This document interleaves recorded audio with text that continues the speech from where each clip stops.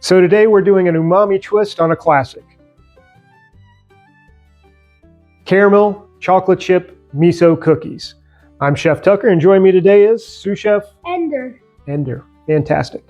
Now this recipe is a collaboration between a follower, a friend, and a fellow chef, La Petite Plate, over on TikTok.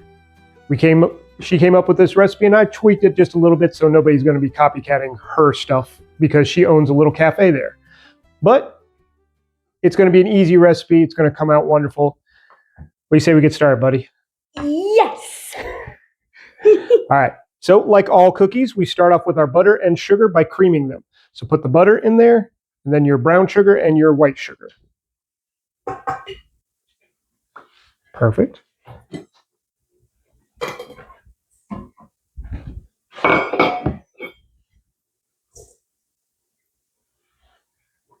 All right, put the paddle on. Put the paddle attachment on. All right, put it down, lock it in position. All right, then turn it on to the stir. Whoa. Now that we got it just slightly mixed up, we're going to go ahead and throw in our miso paste. Lock it and get it started again. Okay, scrape down the sides of the paddle.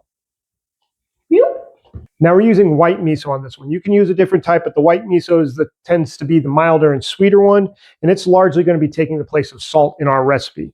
But it's also going to add a nice layer of umami to it, which is going to give it a nice little fullness feeling in taste. All right, go ahead and scrape down the sides. All right, put the paddle back down.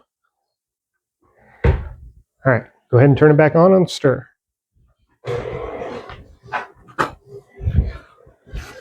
All right, next thing we're going to do is we're going to add 1 egg.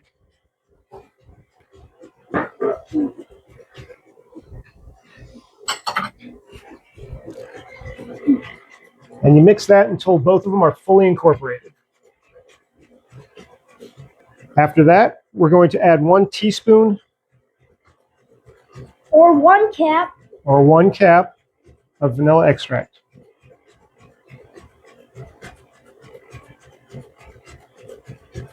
Why do we put vanilla? I have one question. Yeah. Why do we put vanilla extract on the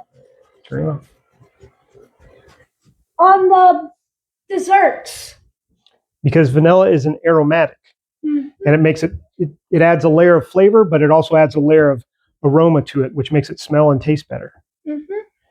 So we've added all our wet ingredients together in the mixing bowl, incorporated them all together, made them smooth, made them nice fluffy. Next thing we're going to do is we're going to start incorporating our dry ingredients, which is going to be flour, baking powder, and baking soda. Go ahead and put all those together. And just pour it right in there. There we go. All right. Now just take your fingers and just swish it all around. All right, are we swished? Well, you heard my friend a minute ago. Is it all swished around? Yeah. All right, go rinse your hand off. You don't got to wash it, just rinse it off and dry it. You good? Yeah, I'm good. Okay. After you have the dry ingredients mixed, you're going to add a little bit of them at a time into the wet ingredients, your creamed butter, your miso paste, and just let it all come together before you add just a little bit more. You can usually do it in batches of quarters to thirds, but just a little bit at a time is plenty good. Oops. Cooking makes a mess. Yep. Turn it off. Let's scrape the bowl one more time. I pressed the wrong one. It's okay. There you go. Give the bowl a quick scrape down just to make sure all of our ingredients are getting mixed in. None of them are hiding on the side. Now put it back down.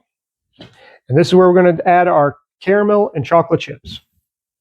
All right, turn it on low. Now add your chocolate chips. Do half of them and then the other half. And you can just, these ones get sticky. So, let's take a look. How's that smell? Good. Yeah, it smells very miso-y, very umami, but it still smells very sweet.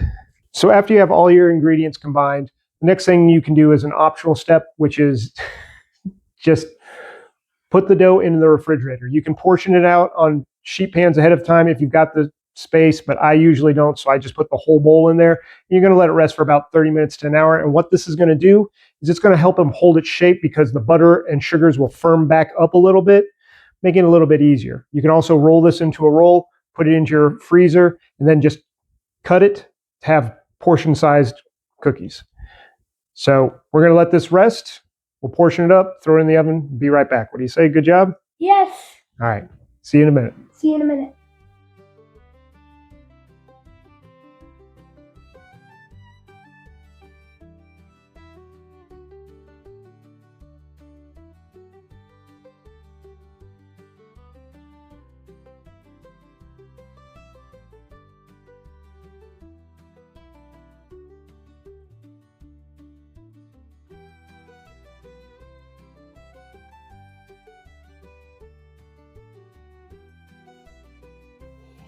There you go, guys.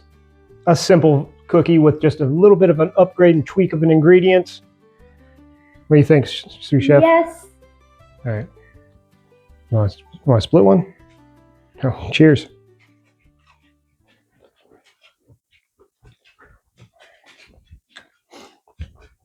I can eat the whole entire thing. I guess that's Sous Chef Ender talk for seal of approval. The miso is nice. It adds a creaminess to it. It adds a richness to it. And of course, like I said earlier, the salty layer. But it comes out beautiful.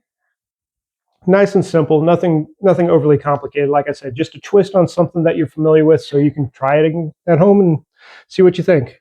Feel good? One more shout out. Thank you very much to Le Petit Plat over on TikTok for the collaboration and the inspiration. And as always, Chef Ender, you lead us out?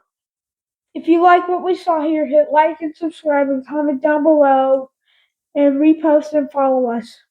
And like I said, as always, thank you for cooking with me.